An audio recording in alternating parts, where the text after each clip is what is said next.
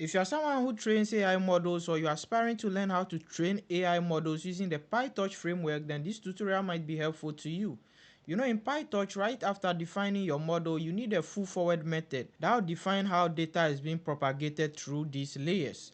And based on your model architecture, this full forward method can get very big, or it will be very tedious to write. That's why in this video, I'll be teaching you an alternative way to define your model that will save you a lot of time. Before we get started, the code and every file we use in this particular tutorial will be on my GitHub repository, so the link will be in the video description. Just click on it and you have access to the code and you can do whatever you want with it. In order to follow this tutorial, you need to install Torch and also Torch Info. We'll be using Torch to create the neural network model, and also we'll be using Torch Info to visualize the architecture of the model we've created. If you don't want to do this locally, you can also utilize Google Colab, which these libraries are already installed for you. But if you want to follow along and also do it locally on your machine, then you need to install Torch and Torch Info. Alright, so I've installed this already, and I'll quickly run this cell to make sure my libraries are imported, and you can see I got a success tick mark which shows that they are rightly installed and I've successfully imported them. Before we get into it, this is a quick note on what we'll be using to simplify the full forward method approach. So it is called the nn.Sequential in PyTorch, and in simple words, it's just a container that runs layers one after the other in the order you've defined them. So PyTorch have the nn.Sequential, which helps you to build neural networks very fast without writing the full forward method, and that's what we'll be utilizing. But I'll make sure I show you both of them so that you can know the difference or the disparity between them yourself. I'll take you through the full forward method. So with the full forward method, to define the model, you need to write a class and then you give it the name of your model, and this has to inherit from the nn.model from PyTorch.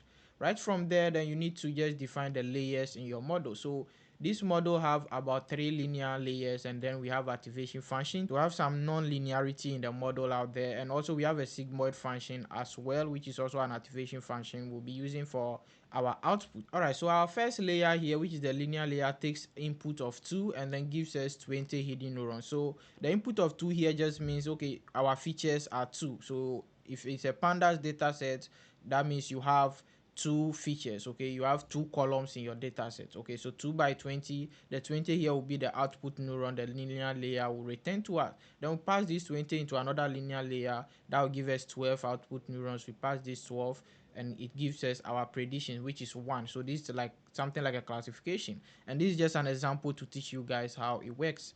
From there, we have our ReLU activation function. We also have the sigmoid activation function. So right after defining these layers, then you need to write the full forward method. And the full forward method, I told you earlier, it defines how the data is propagated throughout your model.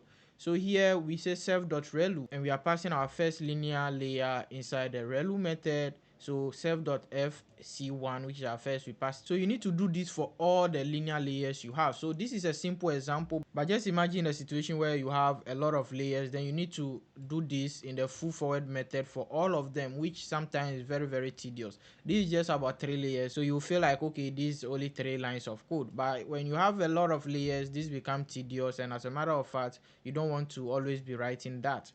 Alright, so now let's look at the sequential approach, but before that I'll run this particular one, and I can now instantiate the model right here and also look at the summary of the model. So you can see this is our model architecture.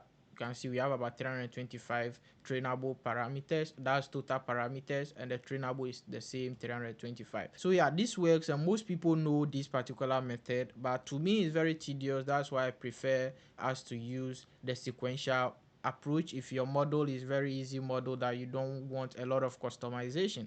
So with the sequential approach, you just have to write a function called build model. You can give it any name you want. It's just a function name, and inside here you just use the nn.Sequential, and then you have to just write your layers in a way the data will be propagated into it. So first of all, the same thing, we have our 2 input features, and then we get 20 output neurons. We pass that through the activation function. From the activation function, we pass the data, which is the 20 hidden neurons, and we get 12. So you can see it's the same thing, but with this we have stack everything together. We don't need to write a forward method before it works. Everything will be propagated according to how we define it here sequentially. So this is very easy. You can see it's very clean and it will make your work very fast and easy for you. It is cleaner, no need for the forward method here again. So I can just run this and you can see success here. Now we can run this again and you see we get the same thing. So look at the total parameters 325,